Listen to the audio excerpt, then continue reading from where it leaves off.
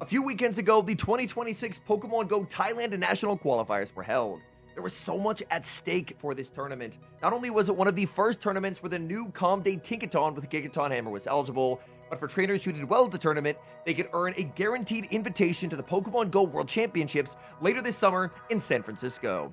And when the dust settled at the end of a ferocious weekend of battling, the only trainer left standing was Teddiness, the current reigning Thailand National Champion.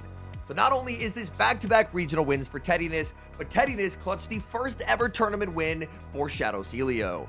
The team Teddiness used for the tournament featured Diggersby, Jellicent, Shadow Sealeo, Togekiss, Shadow Fortress, and Umbreon, and their round 1 opponent was against Yagna, who is running a team built around a spicier pick of Shadow Murkrow. The battlers lock in for game number 1, and it's a dominant lead for Teddiness, leading Diggersby into Licky Licky. The fact that Yagna has not pivoted out means that Yagna is pretty comfortable with just trying to soft lose this matchup in exchange for farm on one of the back Pokemon.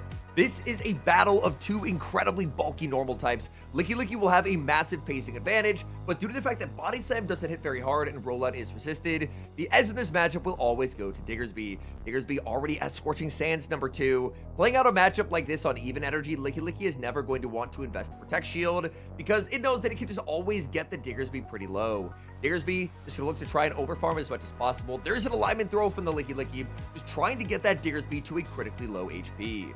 A Fire Punch may be enough to take the knockout here, but Teddiness not taking any chances. Gonna full send the Scorching Sands and guarantee the lead win. In comes Shadow Murkrow, and that is a Pokemon that you do not want to give an energy advantage to, unless you have a Pokemon like Shadow Sealeo. The Powder Snows from Shadow Sealeo are going to be absolutely deadly onto the Murkrow. Look at this, Murkrow getting torn to smithereens. Looks like Murkrow would have barely held on, so Sealeo will fire off the Body Slam to pressure a shield back.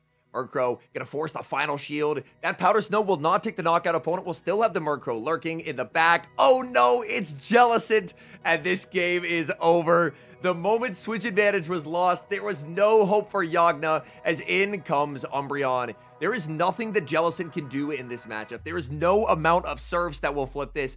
Umbreon is just a wall. There is no way around it. Even a catch would not even be enough to save Yagna here. That is how dominant this matchup is.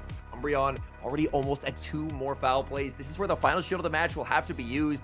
Timer will come up. Umbreon overfarms. Yagna does get the catch, but it's still not going to be enough. The Umbreon is still firmly outside of surf range. Back in comes the Jellicent. There's the charge attack priority time, and that is going to be the game 1 win for Teddiness. The decision to try and play for Murkrow farm for Yagna could have paid off into most things in the back, but unfortunately, it was the Sealeo lurking in the back. Sealeo took care of the Murkrow, and then Umbreon completely shut down Jellicent. We've got the Battle of Dark types in game number 2, Umbreon into the Shadow Murkrow. Immediate save switch into the Diggersby. This is a Mudshot Diggersby, so it will not have any kind of fast attack pressure. However, Fire Punch will hit for some pretty massive chip damage. It looks like the Shadow Murkrow can actually pick up the 2-shot, and what a prediction from Yagna. Yagna overfarms, catches the Fire Punch on a Diggersby, and it looks like Yagna has all the answers in this game number 2.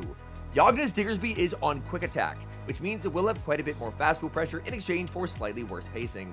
Scorching Sands will just about take the knockout here onto Teddiness' Diggersby. Teddiness barely able to hang on, bank some energy, and then bring in the Sealeo. Unfortunately for Sealeo, Sealeo is quite far behind in terms of energy. Sealeo no shield, Scorching Sands lands, that is a lot of health lost, and in the back is Licky Licky, and this is looking like a very tough game to win.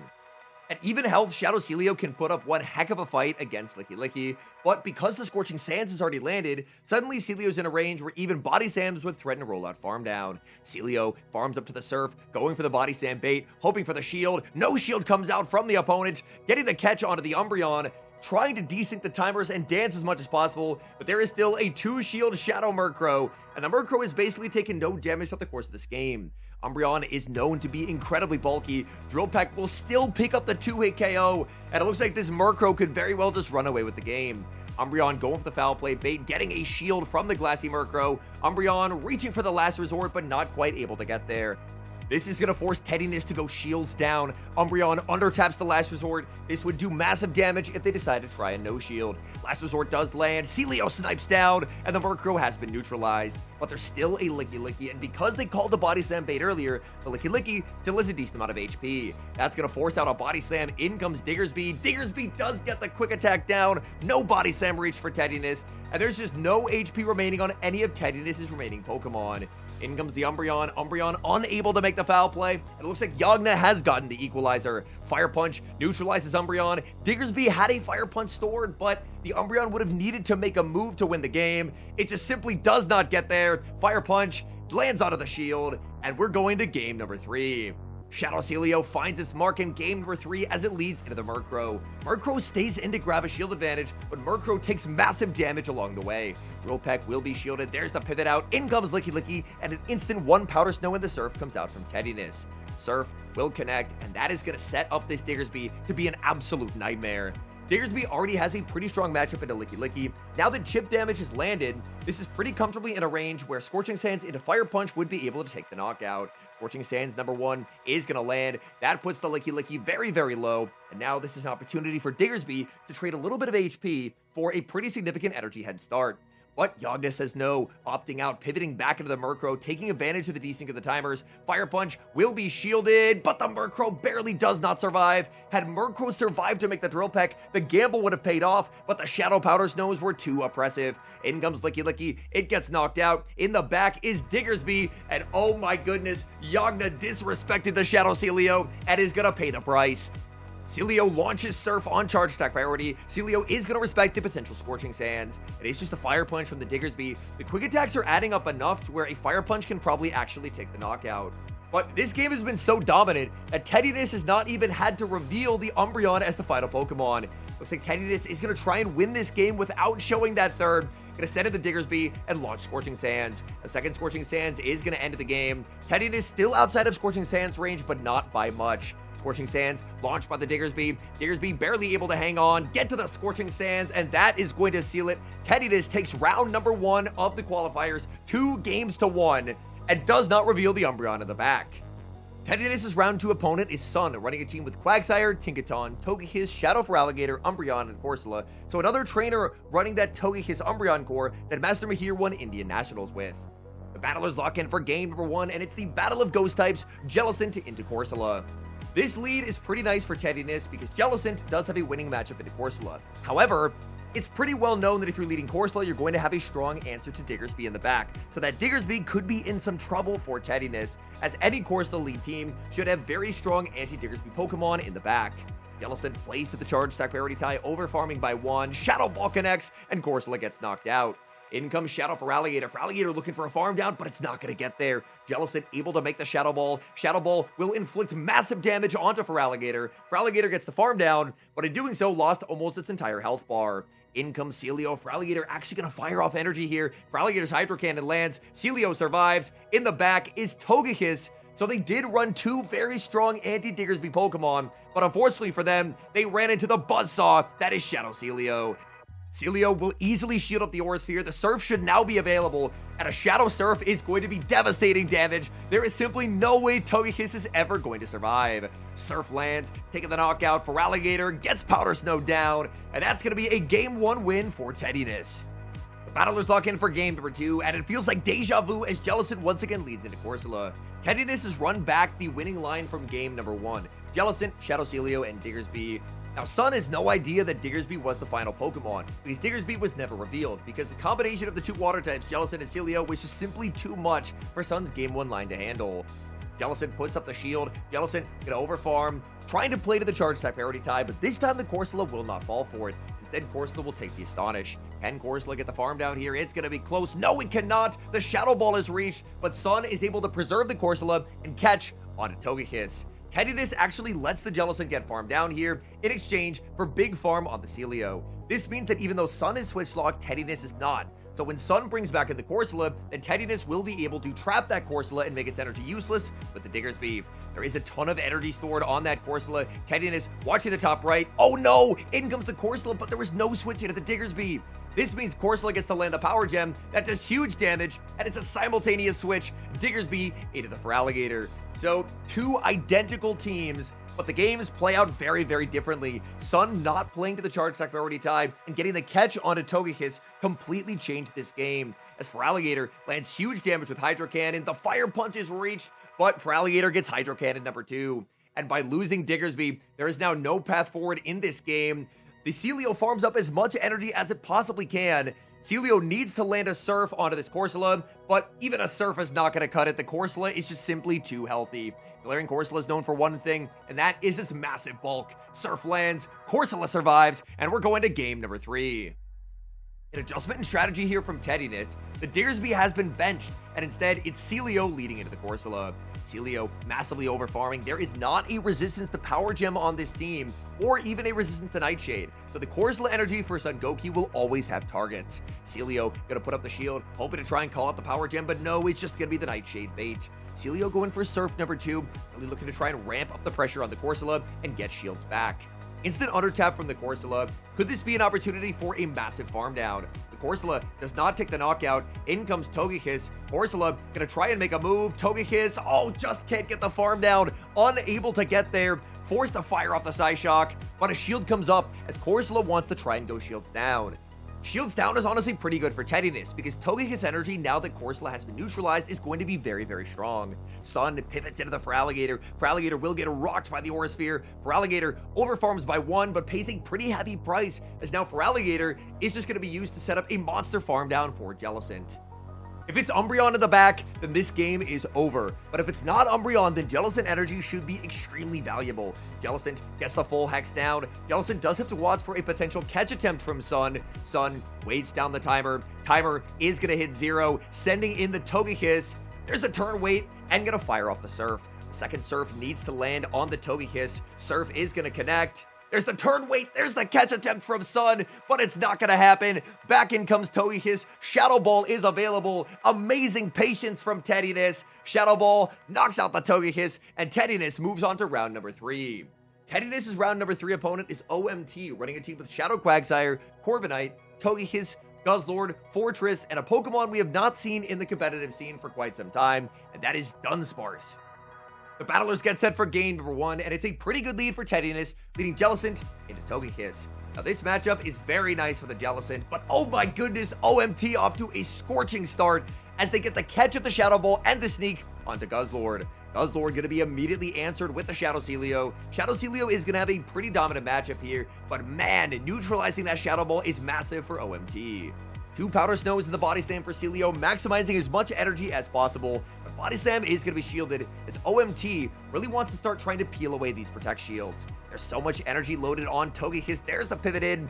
Aura Sphere would easily take the knockout. Shield will come up from the Sealeo. The Togekiss shouldn't be at a second Aura Sphere just yet, so Sealeo has a pretty safe Surf and then can look to pivot back into the Jellicent. There it is. In comes Jellicent. The timers are misaligned, but OMT should not be able to save the Togekiss before Jellicent is able to take the knockout. Psyshock will land. Surf is available. Surf, it's going to be very close to taking the knockout here onto the Togekiss. Surf lands. Togekiss survives just to get farmed down. In the back is Fortress. Oh, there's the catch attempt. Fortress throws a Volt Switch, and then in comes the Guzzlord. Guzzlord is going to be knocked out by the Surf. Can Jellicent hang on here and survive 1 Volt Switch? Yes, it can. Making the Shadow Ball. I mean, the Shadow Ball is not going to be needed, to be clear. There's a Diggersby in the back. Diggersby is Fortress's worst nightmare, regardless of moveset. And Fortress, it knows this game is over. Not a point in firing off a charge stack here. Fire Punch from the Diggersby, very comfortably knocking out that Fortress. And that's going to be another Game 1 win for Teddiness. The battlers get set for game number 2. Oh my goodness, what a lead. Diggersby into the Fortress. But a Quagsire save switch could prove to be a little bit problematic because this Quagsire is on Stone Edge. Teddiness with a tough call to make, puts up the shield and does get the shield call right. The matchup can get out of hand very quickly if Quagsire is able to successfully Aqua Tail bait, so successfully shielding a Stone Edge does help Teddiness quite a bit.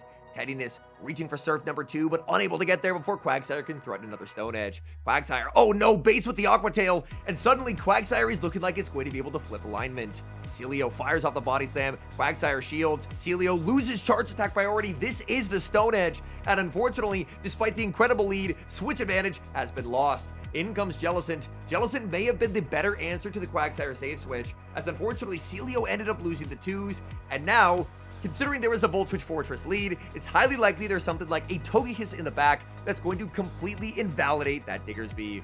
Jellicent fires off Shadow Ball. Shadow Ball will hit for some pretty significant damage. Looks like Shadow Ball can't quite take the 2-hit knockout. Pettiness will throw a couple hexes, hoping Shadow Ball will take the KO, but it cannot. Oh, the undertap from the Fortress. Not going to try for good timing. This is going to be the end of Jellicent. Is it the Togekiss? Yes, it is. And unfortunately, we're going to be going for a game number 3. That bait by OMT in the mid-game absolutely flipped this game on its head. And Teddiness knows there's just no path forward in this game. So Teddiness is just going to let the Togekiss make the back-to-back Aura Spheres and take the win. Because Diggersby would need an amount of fire punches that it just simply cannot get to. Man, that Shadow Quagsire was deadly for OMT on the save swap. And we're once again going to game number 3. The battlers lock in, and it's a bad lead for Teddiness, leading Jellicent into the Fortress. And Teddiness has run a line that is very disrespectful of the Fortress, but Fortress throws a Sand Tomb as soon as it gets there, and that gives a free Hex over to the Jellicent. Jellicent gonna throw on good charge stack timing, 1 and the Shadow Ball. Shadow Ball will inflict some pretty nice damage onto the Fortress.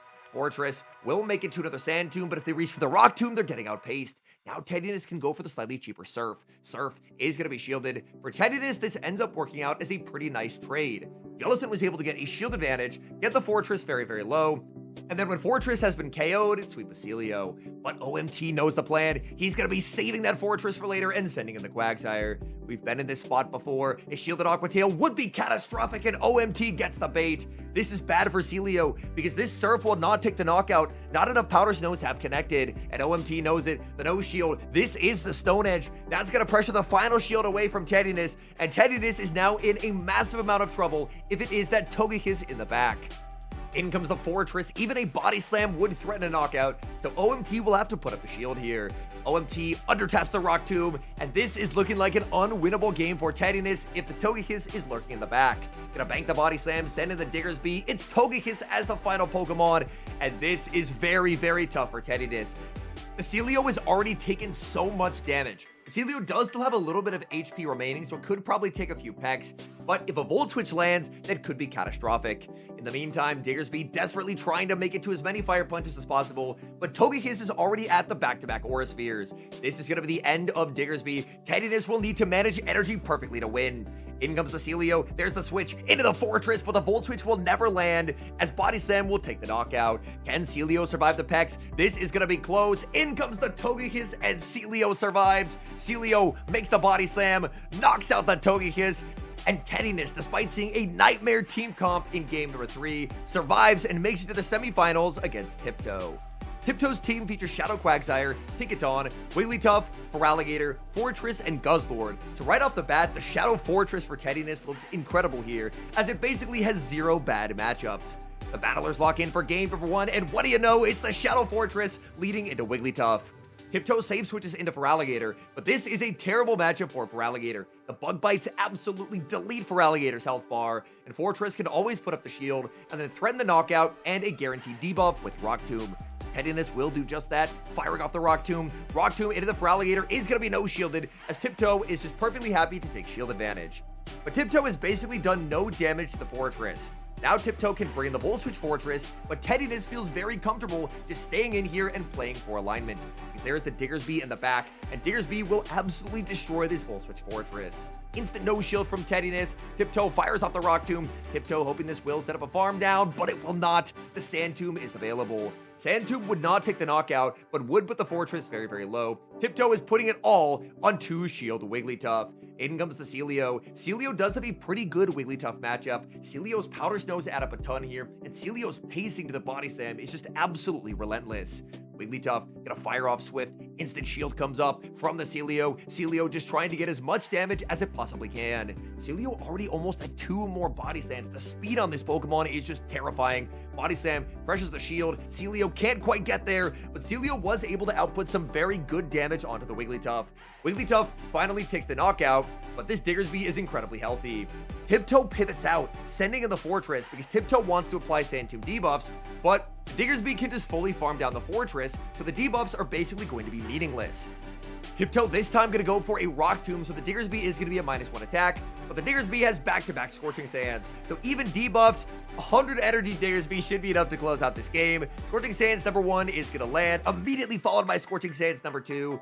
Teddiness keeps locking in these game number 1 wins, and Diggersby was just simply too much for this team to handle. The battle is locked in for game number 2, and it's the dream lead for Tediness. Diggersby into Volt Switch Fortress. Tiptoe throws a Volt Switch, save switches into Feraligatr, and that's going to be swiftly answered with the Bug Bite Fortress. The Feraligatr does have a small energy head start, and that could help Feraligatr in making a third charge stack in this matchup, which from even energy it normally cannot get to. No shield from the Fortress. Fortress fires off the Rock Tomb. Feraligatr will put up the shield. Preserving switch advantage is so incredibly important because the Jellicent cannot be allowed to see this Volt Switch Fortress. Fortress puts up the shield. Feraligatr gets there, 1 HP remaining, and that's going to pressure the final shield away from Tediness. Tediness is very close to a Rock Tomb, may not be able to get there before the Volt Switch takes the knockout. Tiptoe waits down the timer, sends in the Fortress. Tediness just going to go for the guaranteed charge stack and fire off the Sand Tomb.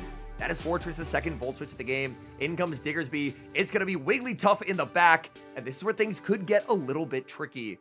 Wigglytuff is up energy and it's up a shield, but Jellicent is a complete wall to energy from the Wigglytuff. So it's Wigglytuff is forced to go for Icy Wind, but Icy Wind, even though it debuffs, is single resisted, so it's really not going to do a meaningful amount of damage. Meanwhile, Tediness can just keep spamming out these surfs, getting this Wigglytuff lower and lower and lower. Wigglytuff going to be no shielding, holding those protect shields. Tiptoe catches the debuff surf onto the Fortress, but even that is not going to be enough to take home the win because this Diggersby is loaded. Even with the Sand Tomb debuff, this is a full health Diggersby. Even at -1 defense, a super effective Icy Wind will not come close to securing the knockout.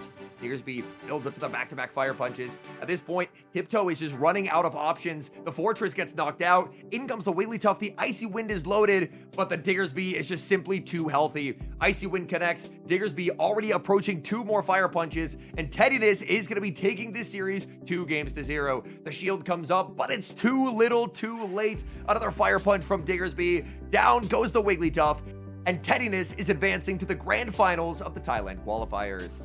Tediness's grand finals opponent is Zona, running a team with Shadow Quagsire, Corsola, Shadow Fortress, Empoleon, Umbreon, and Togekiss. One thing to note, this is a Mud Bomb Quagsire rather than a Stone Edge Quagsire. The battlers get set, game number 1 of the grand finals. This is best of 3, and it's a pretty strong lead for Tediness, leading Jellicent into Quagsire. Quagsire farms up 7 mud shots, gonna fire off the Mud Bomb, instant no shield from Tediness. Tediness can look to throw 1 more Hex and return fire with the Surf. No catch comes out from Zona. This Surf will do some pretty significant damage onto that Quagsire. Quagsire will put up the shield.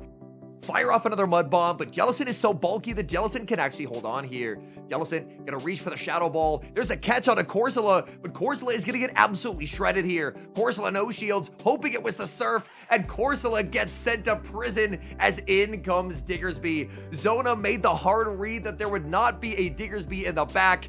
Diggersby showed up. And at this point, this is probably unrecoverable for Zona. Diggersby launches Scorching Sands. Scorching Sands connects. That's going to be the end of Corsola. Back in comes the Quagsire. But even Quagsire is going to be taking big damage from the Scorching Sands. Scorching Sands connects. Scorching Sands debuff gets applied. Tediness over farming. At this point, there's really nothing that could be in the back that would be winning for Zona. Debuffed Aquatail really not going to do much. A catch and sneak onto Umbreon. But oh no, Umbreon is met with Togekiss, and this game is over. Umbreon, even if it lands a Last Resort does not inflict a meaningful amount of damage onto the Togekiss. This matchup is just unrecoverable. Zona will stay in the match and try and play it out, but the writing's on the wall in this one. Last Resort connects. Last Resort can't even pick up a 2-hit KO. Tediness in complete control of game number 1. Umbreon goes to the Last Resort. There's the pivot into the Quagsire. Quagsire does have energy, but they also do not have access to Stone Edge. They just have Aquatail. Aquatail will be shielded. Tediness can now go for the full farm down here, and Tediness just gonna play it safe, fire off the Aura Sphere, and then should be able to farm down the Umbreon. It really seems that Zona was making the hard read that Jellicent would not be brought to the battle. Jellicent was brought, and Jellicent just completely overwhelmed that entire team from Zona. The battlers lock in for game number 2, and it's a pretty good lead for Tediness, leading Jellicent into the Corsola. In the back, once again, Togekiss and the Diggersby. It's the Shadow Ball comes out from Tediness. Zona's gonna have to take huge damage here or put up the Protect Shield. Zona no shields, but Tediness is very comfortable to shield here and then go for the full Hex farm down, as Nightshade would do quite a lot of damage. There's a save switch into the Quagsire, but with the Jellicent still outside of Mud Bomb range, Tediness should feel pretty comfortable staying in here and generally just making life very difficult for the Quagsire. Quagsire can go for the Mud Bomb, but we've established it's just simply not going to take the knockout. Mud Bomb lands, Jellicent survives. Jellicent just going to under-tap the Surf, wanting to get whatever damage it possibly can. Surf is double shielded. There's a pivot into the Togekiss. Since the Quagsire moveset is known, this is a very safe no shield, as this is an Aqua Tail Mud Bomb Quagsire. Togekiss desperately trying to make it to the Aura Sphere, can't quite get there, but just going to be no shielding the back-to-back Aqua Tails. There's a pivot into Corsola, instant Psyshock from Teddiness. Teddiness just wanting to remove this Corsola from the field of play as quickly as it possibly can. In the back is Empoleon, but Empoleon is going to have a terrible time against the shield advantage Diggersby. Diggersby makes the Scorching Sands, no Protect shields remaining for the Empoleon.